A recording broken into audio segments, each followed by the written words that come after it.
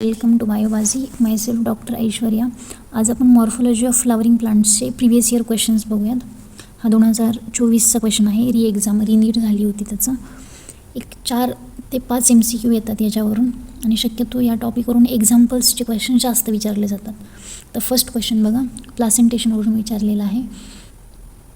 Placentation म्हणजे काय असतं की arrangement of ovules within the ovary, त्याला आपण काय म्हणत असतो, प्लासेंटेशन. मग प्लासेंटेशनचे आपण टाईप्स बघितलेले. पहिलं असतं मार्जिनल प्लासेंटेशन. मार्जिनल म्हणजे कसं, पी सारखं, एक्झाम्पल त्याचं पी आहे फॅबेसी फॅमिलीमधलं. तर याच्यामध्ये एका मार्जिनला काय असते, अशी ओव्ह्यूल्सची अरेंजमेंट असते. त्यानंतर फ्री सेंट्रल, त्यानंतर बेसल, एक्झियल आणि परायटल. फ्री सेंट्रलमध्ये काय असतं की त्याचे जे ओव्ह्यूल्स आहेत ते मध्यभागी सेंट्रली प्लेस असतात असे, त्याला आपण फ्री सेंट्रल म्हणतो. त्यानंतर बेसलमध्ये असं एका साईडला असतात, सनफ्लावर, मारीगोल्ड त्याचं एक्झाम्पल. त्यानंतर एक्झियल म्हणजे काय की ज्याच्यामध्ये असे ॲक्सिस असतात, असे ॲक्सिसमध्ये असतं. जसं की आपण हे लिंबू कट करतो त्याच्यामध्ये म्हणजे असं सेप्टम असतात, त्याला ॲक्सिस असतात थोडक्यात. त्यानंतर दुसरं असतं परायटल म्हणजे काय की ज्याच्यामध्ये साईडला पेरिफेरीला काय असतात, ओव्ह्यूल्सची अरेंजमेंट असते, त्याला आपण परायटल म्हणतो. ठीक आहे. तर आपल्याला याचे आता मॅच द पेअर बघायचं आहे. बघा, पहिलं काय, फ्री सेंट्रल कसं लक्षात ठेवायचं, FDP, कसं फेसबुकचा DP असं पण ट्रिक करू शकता तुम्ही. FDP म्हणजे काय, फ्री सेंट्रलमध्ये डायंथस आणि प्राईमरोज हे त्याचे एक्झाम्पल्स आहेत. म्हणजे पहिलं पेअर कशाला जाणार, प्राईमरोजला. त्यानंतर बेसलचे 2च एक्झाम्पल आहे, एक आहे मारीगोल्ड आणि दुसरं आहे सनफ्लावर. तर याच्यामध्ये मारीगोल्ड दिलेलं आहे बघा. त्यानंतर एक्झियल. आता एक्झियलमध्ये काय 3 एक्झाम्पल आहेत ते लक्षात ठेवायचे, ज्याच्यामध्ये काय दिलं आहे, सिट्रस म्हणजे तुमचं लिंबू, लेमन एक आहे. त्याच्यानंतर दुसरं तुमचं टोमॅटो आहे आणि तिसरं म्हणजे चायना रोज. असे 3 एक्झाम्पल आहेत याच्यामध्ये. हे तुम्हाला काय करायचे, लक्षात ठेवायचे. चायना रोज माहिती, चायना रोज दिलेला आहे म्हणजे एक्झियलचं पेअर कशाला जाणार, चायना रोज.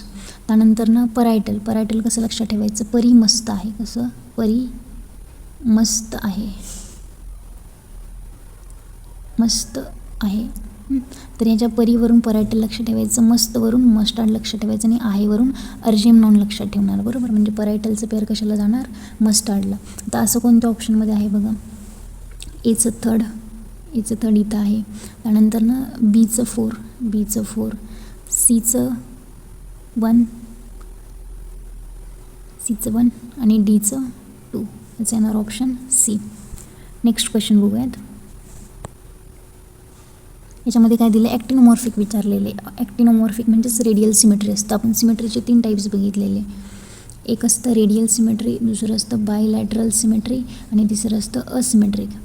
बायलॅटरल सिमेट्री म्हणजेच त्याला झायगोमॉर्फिक म्हणतो आपण. झायगोमॉर्फिकचं एक्झाम्पल फॅबेसी फॅमिली येते सगळी. त्यानंतर असिमेट्रिकचं एकच एक्झाम्पल आहे कॅना. त्याच्यानंतर रेडियल सिमेट्री म्हणजेच ॲक्टिनोमॉर्फिक असतं. तर ॲक्टिनोमॉर्फिकचे एक्झाम्पल्स कसे लक्षात ठेवायचे, स द मा. कसं लक्षात ठेवणार, स द मा. पहिला सी म्हणजे चिली असतं, डी म्हणजे धतुरा, त्यानंतर एम म्हणजे मस्टार्ड आणि ए म्हणजे ॲक्टिनोमॉर्फिक. असे ॲक्टिनोमॉर्फिकचे एक्झाम्पल्स लक्षात ठेवणार. तर ह्याच्यामध्ये ॲक्टिनोमॉर्फिकचे एक्झाम्पल हे तुम्हाला पाठ करायला लागणार. एक तर ट्रिकनं पाठ करा किंवा लक्षात ठेवा. आता इथं काय आहे बघा, सदमामधलं डी धतुरा आहे, याचा ऑप्शन येणार ए. नेक्स्ट बघा, रूट्सवरून क्वेश्चन आला आहे. हा म्हणजे नेहमी विचारला जाणारा क्वेश्चन आहे. रूट्स आत्ताच्या नवीन सिलेबसनुसार जे स्टेमचं मॉडिफिकेशनचा पार्ट तो डिलीट झालेला आहे, पण पूर्वी याच्यावरून क्वेश्चन यायचे. हा सुरुवातीचा पार्ट आहे, फर्स्ट सेकंड पेज. बघा त्याच्यामध्ये क्वेश्चन काय, the roots that originate from the base of the स्टेमपासून जे रूट्स ओरिजिनेट होतात त्याला आपण काय म्हणतो, फायब्रस रूट्सचे आपण 3 टाईप्स बघितलेले. एक बघितलेलं टेप रूट, की जे डायरेक्ट कशापासून इलॉंगेट होतं, रॅडिकलपासून डायरेक्ट इलॉंगेशन होतं, त्याला आपण म्हणतो टेप रूट. त्यानंतर नसतं फायब्रस रूट, की जे स्टेमच्या बेसपासून ओरिजिनेट होतात, त्याला म्हणतो आपण फायब्रस. आणि तिसरं असतं ॲडव्हान्टिशियस म्हणजे काय, अदर दॅन रूट किंवा अदर दॅन रॅडिकल जे डेव्हलप झालेलं असतं त्याला आपण काय म्हणत असतो, ॲडव्हान्टिशियस. त्याच्यामध्ये एक्झाम्पल आपण प्रॉप रूट बघितलेले, बनियानमध्ये असतं, किंवा स्टिल्ट रूट बघितलेलं आपण मेजमध्ये असतं, हे त्याचे एक्झाम्पल्स बघितलेले. सो याचा आन्सर येणार fibrous route. Next question,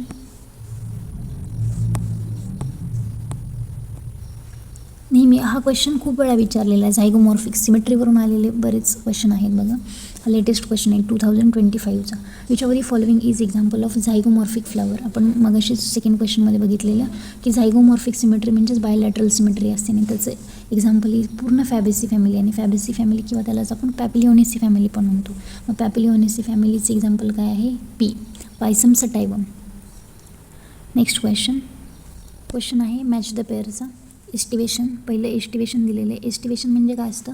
arrangement of sepals किंवा पेटल्सची अरेंजमेंट, सेपल्स किंवा पेटल्सची अरेंजमेंट आहे, त्याला आपण काय म्हणत असतो? एस्टिवेशन. मग याच्यामध्ये वाल्वेट असतं, त्यानंतर ट्विस्टेड असतं, इम्रिकेट आणि वेक्झिलरी. वेक्झिलरी म्हणजे कसं?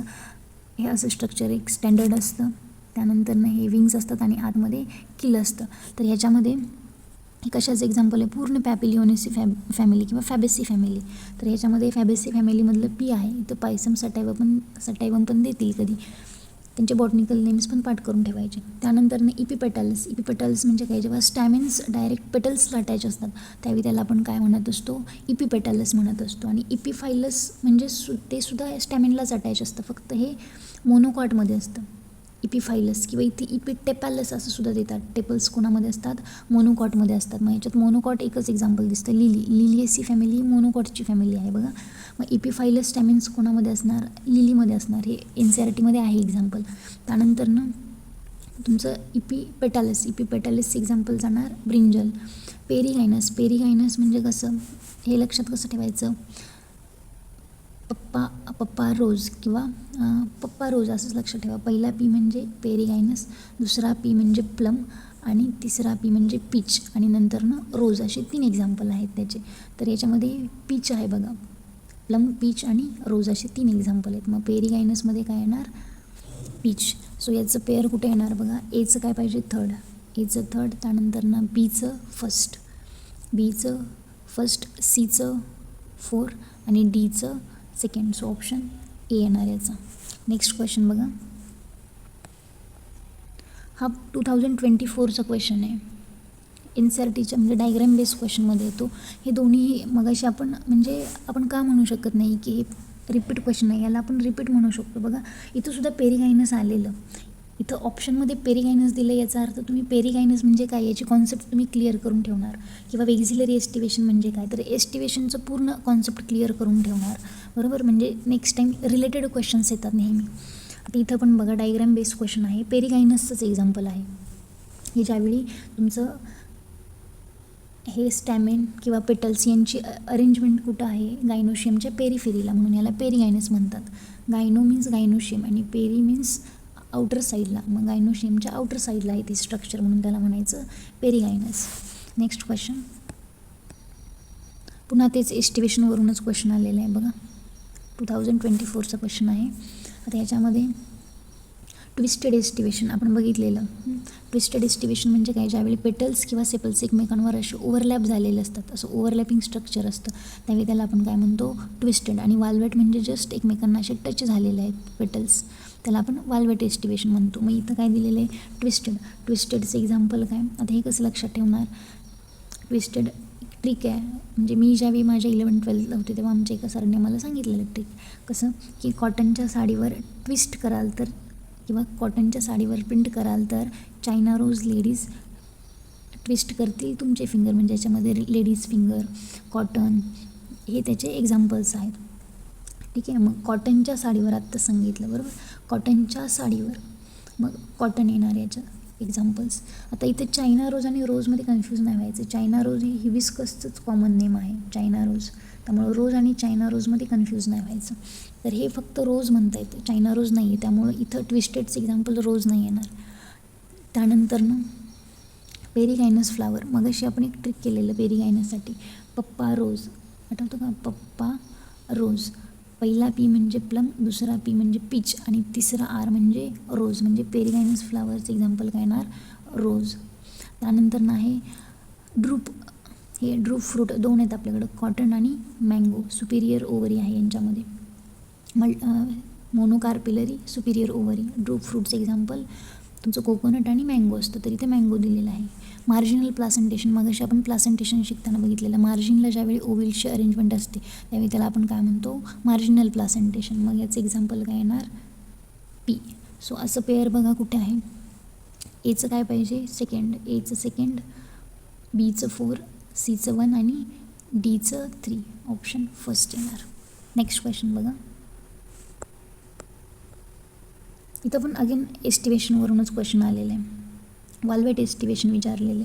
हे कसं लक्षात ठेवलेलं, वाल्वेट एस्टिमेशन म्हणजे काय, जस्ट पेटल्स एकमेकांना असे टच झालेले आहेत, एकमेकांवर ओव्हरलॅप नाही झालेले, त्याला आपण काय म्हणतो, वाल्वेट एस्टिमेशन.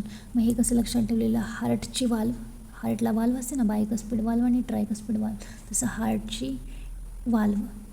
डॅमेज करी रुई आणि धतुराची सुई.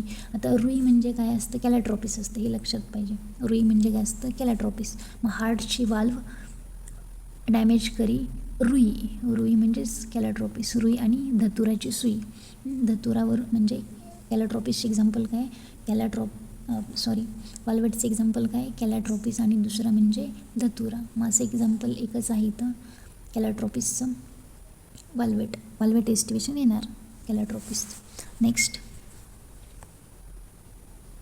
हे मगाशी पण सांगितलेलं तुम्हाला बघा, आउटर साईडला स्ट्रक्चर कसं असतं, हे व्हेक्झिलरी एस्टिमेशनचं हे स्टँडर्ड असतं, नंतर विंग्ज असतं आणि इनर साईडला किल असतं. मग 5 पेटल्स दिलेले आहेत, arrange in specialise manner with 1 posterior 2 lateral and 2 anterior. सगळ्यात एंटेरियर, मग सगळ्यात आउटर साईडला असतं ते स्टँडर्ड, नंतरनं विंग्ज आणि सगळ्यात आतमध्ये किल असतात. सो ऑप्शन याचा येणार डी. नेक्स्ट क्वेश्चन, परत झायगोमॉर्फिक, पेरिगायनस, इपिगायनस हे म्हणजे नेहमी येणारे क्वेश्चन आहेत, त्यामुळे ह्या टॉपिकचे एक्झाम्पल्स खूप जास्त इम्पॉर्टंट आहेत, हे पाठ करून ठेवा. आपण बघितलेलं झायगोमॉर्फिक फ्लावर म्हणजेच काय असतं, तुमचं बायलॅटरल सिमेट्री कशामध्ये असते, कॅशिया टोरा. त्यानंतरनं तुमचं पेरिगायनस मगाशी सुद्धा बघितलेलं, पप्पा, रोज. बघा, प्लम, पीच आणि रोज तिन्ही एक्झाम्पल आले. पेरिगायनसचं पेअर जाणार तुमच्या प्लमला. त्यानंतरनं हायपोगायनस कसं लक्षात ठेवणार, ट्रिक आहे.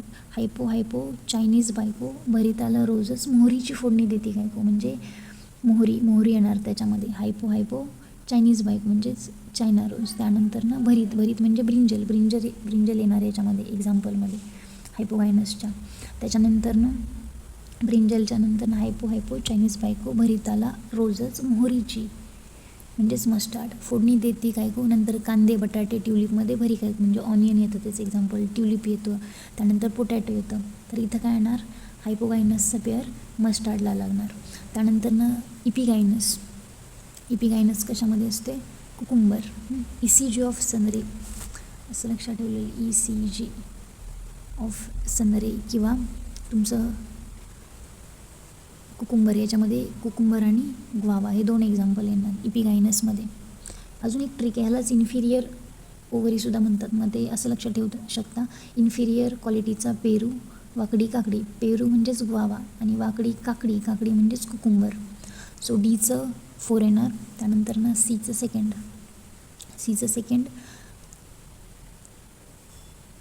बीचं थर्ड, एचं थर्ड कुठे आहे बघा, इथे एकावरून आन्सर येतं. झायगोमॉर्फिक माहीत असलं असतं तर पूर्ण सगळ्या तुम्हाला पेअर आल्या असत्या. एचं थर्ड, त्यानंतर बीचं फर्स्ट, सीचं सेकंड आणि डीचं 4. नेक्स्ट क्वेश्चन, इथं पण परत प्लासेंटेशनवरून क्वेश्चन विचारला आहे बघा. एक्झियल प्लासेंटेशन कशामध्ये असतं, एक्झियल. आता याच्यामध्ये पी तर मार्जिनल असतं, पहिलं ऑप्शन इलिमिनेट झाला. चायना रोज, पेटुनिया आणि लेमन हा पण. आता याच्यामध्ये बाकीचे ऑप्शन्स पण बघा, इथं बीन्स दिलेलं आहे, हा ऑप्शन इलिमिनेट झाला.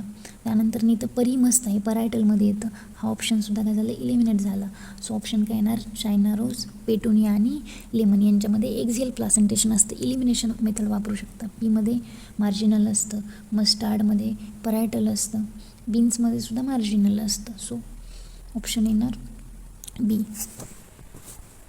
नेक्स्ट क्वेश्चन बघा, परत झायगोमॉर्फिक फ्लावर विचारले, 2022चा क्वेश्चन आहे.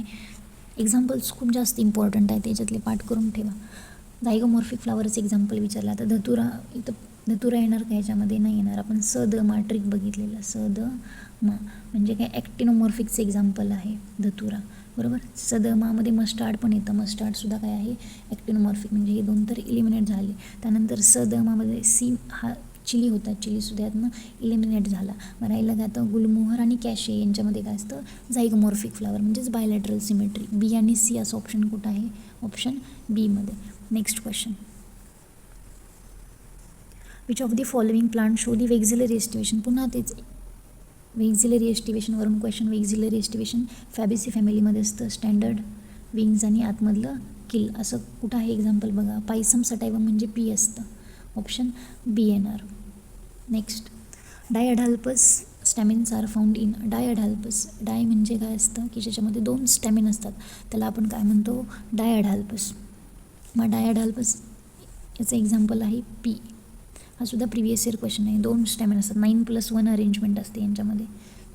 Next, ray florets. Ray florets example याच्यामध्ये आता बघा, हा खूप इम्पॉर्टंट क्वेश्चन आहे, एक्झाम्पल्सच आहे. ECG ऑफ सनरे, आपण मागाशी ट्रिक बघितलेलं ECG ऑफ सनरे. आता याच्यामध्ये ई म्हणजेच काय असतं, इपिगायनस. इपिगायनसलाच आपण काय म्हणतो, इन्फिरियर ओव्हरी. मग याचं कशाचं एक्झाम्पल आहे, इन्फिरियर ओव्हरी. पाठ करून ठेवा. याचं अजून एक ट्रिक बघितलेली, इन्फिरियर क्वालिटीचा पेरू वाकडी काकडी, सनीरेला रोजच हवा असं. मग सनीरे म्हणजेच रे फ्लोरेट्स ऑफ सनफ्लावर असं तुम्ही लक्षात ठेवू शकता. So thank you. मॉर्फोलॉजीचा हा जो टॉपिक आहे तो खूप इम्पॉर्टंट आहे. याचे एक्झाम्पल्स रेग्युलर तुम्ही पाठ करा. थँक्यू.